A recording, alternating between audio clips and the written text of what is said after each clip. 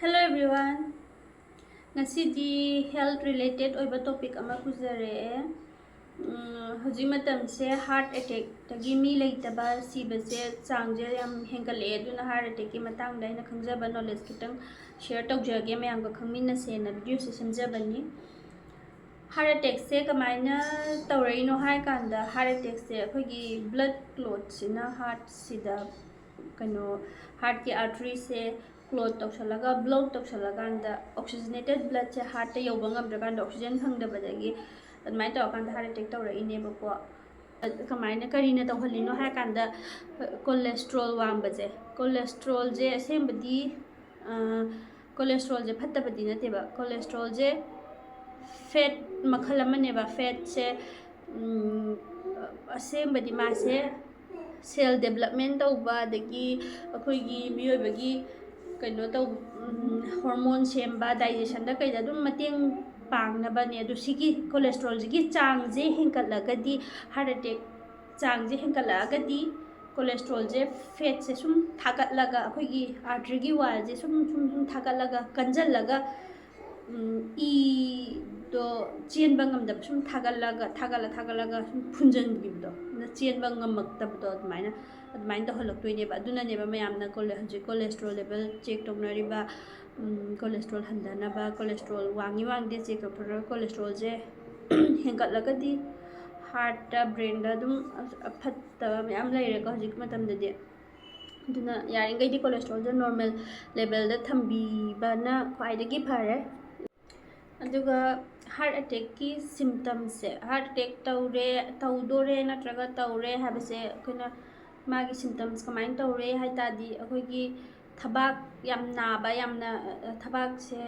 thabak naba dagi ngaksam sigi lengjungi oirom thangba dagi akhoi shoulder blade sigi saru je kai ko no khangde maning da saru apak pam yaidana scapula sigi maning gi apak pa shoulder blade hana jo khangna si naba dagi marak adum keno puk mathak se thabak ka puk katai na bai mathak se sai ju chakpa naba adagi kanagumbadana adum yam aina sum thengna jabdam keno to prok chaga masada di prok chaga akoina sokpa matamdadi ing lauddo ing lauraga masaje ing di lauraga akhoi hum sadi saraga ing laugam le dan isa nungai trakan ga tawdo adugumba tawba mai tawgale dagi isa chokthaba khotaba am tawkani ko adagi sor honba wabasu sor honba warakani dagi palpitation hadi akhoi dum isa je smaina dum leirikanda mihun je akhoi smaina thiengkanda natraga khutta smaina paraganda mihun phawba natabako isa da dum mihun je dum tak dum chumna leikanda ju isa dum phawdo adugumbasu adumaina sor phunba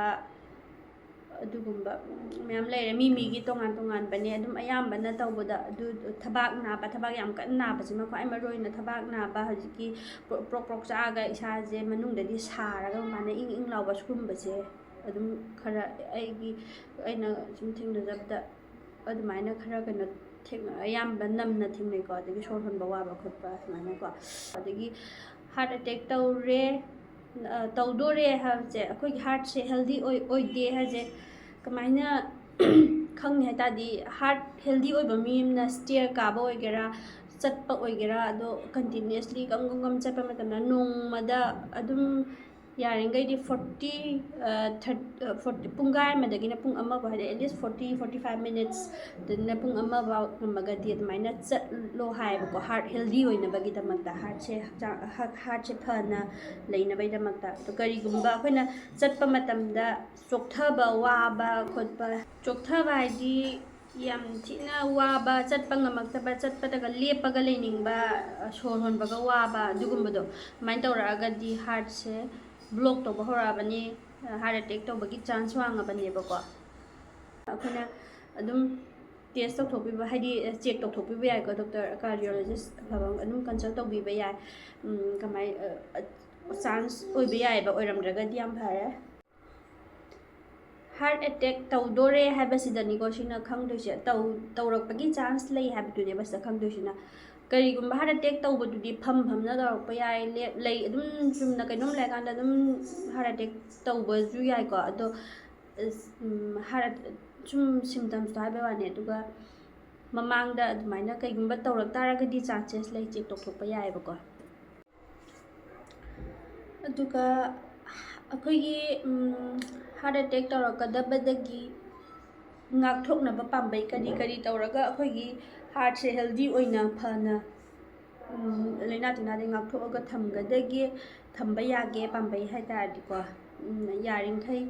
haira mana masing yam chabiba adagi yaringkai kanoje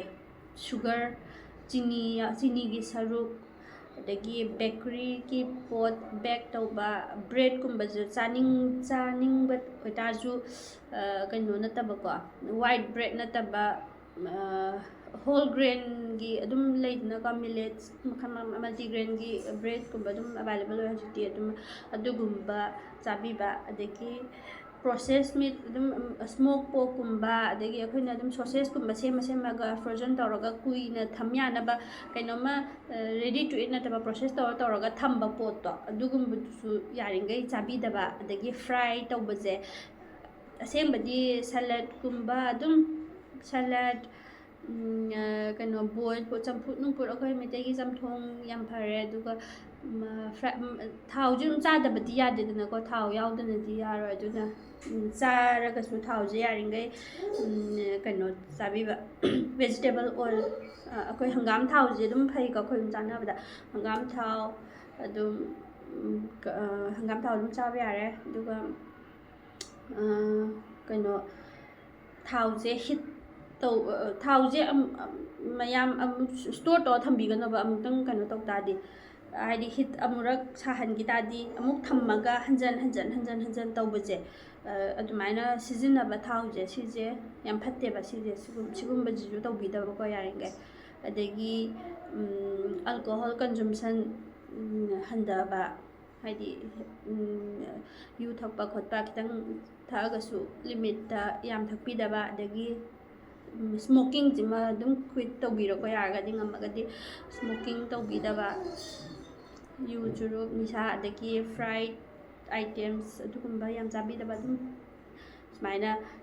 kano haira mana masing chawasi sumaina tawraga adagi physical activity ju nongmagi adum nongmagi 30 to 1 hour ai mamang sai record 30 to 1 hour 30 minute to 1 hour haba 30 minute takina 1 hour pungai amadagi pung amma phau adum yaragadi chatpiyoba hadi matam kano tawde haita ju walking ayung anta hogalaga walking chapado khatang nate adum yumda oida ju chathokpa pharak tare haita ju thaba active oina leiba adum lepta kano tawdo yamna phamjala dumjala leitaba khitang active oiba weight se akoi ki weight maintain tawba yamna overweight oihandaba kano slim oina thamingai phare overweight oibasisu risk factors wangeba ko aduga exercise tawba kano exercise tawba je hapta amda yamdrabada ahumlak dena mari pha adum exercise tawba adagi bp aduga ahansing da ko bp leiba bp ga diabetes ka je control tawraga thambiba haidi bp yang wangkhalanda ba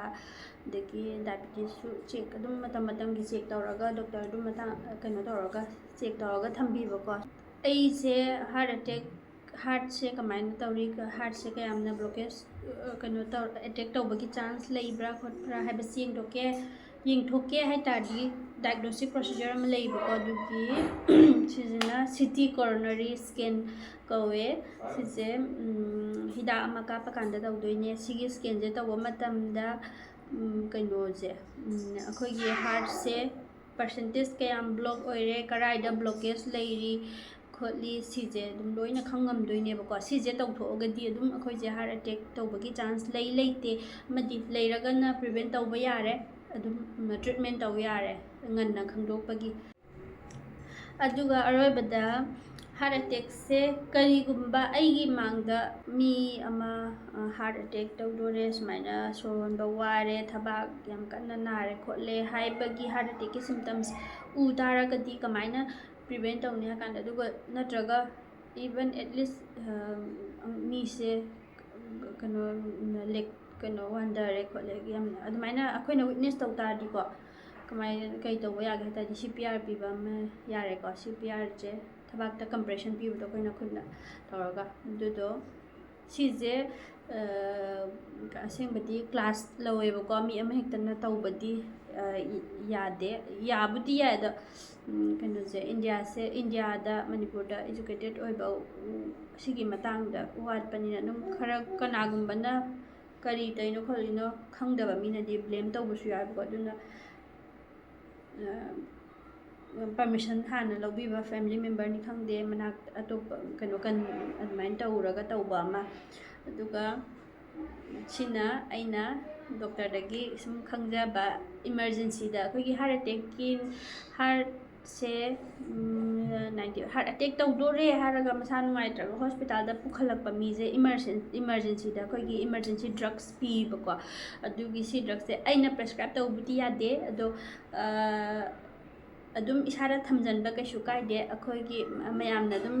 doctor ꯇꯥꯟꯅꯔꯒꯕꯨꯗꯤ ꯊꯝꯕꯤꯔꯣ, ꯑꯗꯨ ꯇꯥꯔꯁꯨ ꯍꯤꯗꯥꯛꯇꯣ ꯑꯩ ꯑꯗꯨꯝ mention ꯇꯧꯖꯒꯦꯕꯀꯣ. ꯅꯔꯁꯅꯤꯅ ꯑꯩꯅ ꯀꯩꯅꯣꯗ prescribe ꯇꯧꯔꯒ ꯀꯩꯅꯣ ꯇꯧꯕꯗꯤ ꯌꯥꯗꯦ, ꯑꯗꯣ ꯏꯁꯥꯒꯤ ꯁꯦꯐꯇꯤꯒꯤꯗꯃꯛ ꯊꯝꯖꯤꯜꯂꯒ, ꯍꯥꯏꯗꯤ ꯗꯣꯛꯇꯔ ꯀꯥꯔꯗꯤꯑꯣꯂꯣꯖꯤꯁ ꯇꯥꯟꯅꯕꯤꯔꯣ, ꯑꯗꯨꯒ ꯇꯥꯟꯅꯕꯤꯔꯒ ꯍꯪꯉꯒ ꯀꯩꯅꯣ ꯍꯤꯗꯥꯛꯇꯣ ꯑꯗꯨꯝ ꯄꯟꯖꯔꯝꯒꯦꯕꯀꯣ.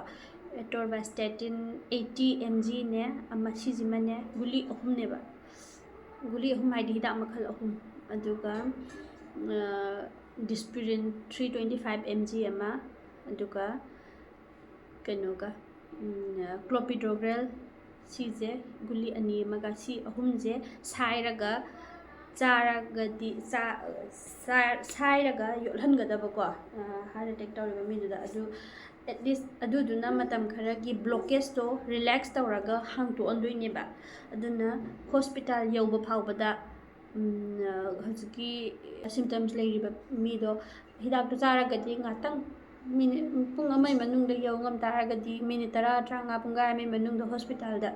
ꯏꯃꯥꯔꯖꯦꯟꯁꯤꯗ ꯌꯧ ꯉꯝ ꯇꯥꯔꯒꯗꯤ ꯗꯣꯛꯇꯔꯅ ꯑꯗꯨꯝ ꯇ꯭ꯔꯤꯠꯃꯦꯟ ꯇꯧꯖꯕ ꯌꯥꯔꯦ. ꯁꯔꯖꯔꯤ ꯇꯧꯗꯣꯏꯔꯥ ꯑꯗꯨꯗꯣ ꯃꯣꯏꯅ ꯑꯗꯨꯝ ꯇꯧꯖꯔꯅꯤ, ꯁꯤꯁꯤ ꯂꯧꯗꯅ ꯈꯣꯠꯇꯅ ꯑꯗꯨꯕꯨꯗꯤ ꯇꯧꯖꯔꯅꯤ. ꯑꯗꯨꯒ ꯑꯦꯠꯂꯤꯁ ꯁꯤꯁꯦ ꯐꯥꯔꯁ ꯑꯣꯏꯅ ꯑꯩꯈꯣꯏꯅ ꯑꯗꯨꯝ ꯊꯝꯖꯤꯟꯕ ꯌꯥꯏꯑꯕ. ꯊꯝꯖꯤꯜꯂꯣꯅ ꯗꯣꯛꯇꯔꯅꯁꯨ ꯑꯩꯈꯣꯏꯗ ꯑꯗꯨꯝ ꯊꯝꯖꯤꯟꯕ ꯌꯥꯏꯌꯦꯅ, ꯑꯗꯨꯗꯣ ꯑꯗꯨꯝ ꯃꯌꯥꯝꯗ ꯑꯩꯅ ꯁꯦꯌꯔ ꯇꯧꯖꯕꯅꯤꯀꯣ. ꯑꯗ ꯉꯁꯤꯒꯤ ꯍꯥꯔꯠ ꯑꯦꯇꯦꯛꯀꯤ ꯃꯇꯥꯡꯗ ꯑꯩꯅ ꯈꯪꯕ ꯃꯌꯥꯝꯗ ꯈꯔ ꯁꯦꯌꯔ ꯇꯧꯖꯕꯁꯦ, ꯑꯩꯅ ꯍꯥꯏꯔꯤꯁꯤꯗ ꯁꯣꯏꯕ ꯌꯥꯎꯔꯁꯨ ꯃꯌꯥꯝꯅ ꯉꯥꯛꯄꯤꯒꯅꯤ. ꯑꯗꯨꯒ ꯃꯌꯥꯝꯅ ꯍꯦꯟꯅ ꯑꯩꯉꯣꯟꯗ ꯍꯥꯏꯅꯤꯡꯕ ꯂꯩꯔꯒꯁꯨ, ꯑꯦꯗꯚꯥꯏꯁ ꯄꯤꯅꯤꯡꯕ ꯂꯩꯇꯥꯔꯒꯁꯨ, ꯑꯁꯣꯏꯕ ꯌꯥꯎꯔꯁꯨ ꯑꯦꯅꯤꯊꯤꯡ ꯀꯃꯦꯟꯇ ꯄꯤꯕꯤꯔꯛꯑꯣ. ꯑꯗꯨꯒ ꯑꯗꯨꯝ ꯇꯥꯟꯅꯁꯦ, ꯄꯨꯟꯁꯤ ꯅꯨꯡꯁꯥꯡꯅ ꯇꯦꯛꯇ ꯀꯥꯏꯗꯅ ꯅꯥꯗ ꯌꯦꯛꯇꯅ ꯍꯤꯡꯃꯤꯟꯅꯁꯦ ꯃꯌꯥꯝ. Thank you for watching. Bye bye. See you again in my next video.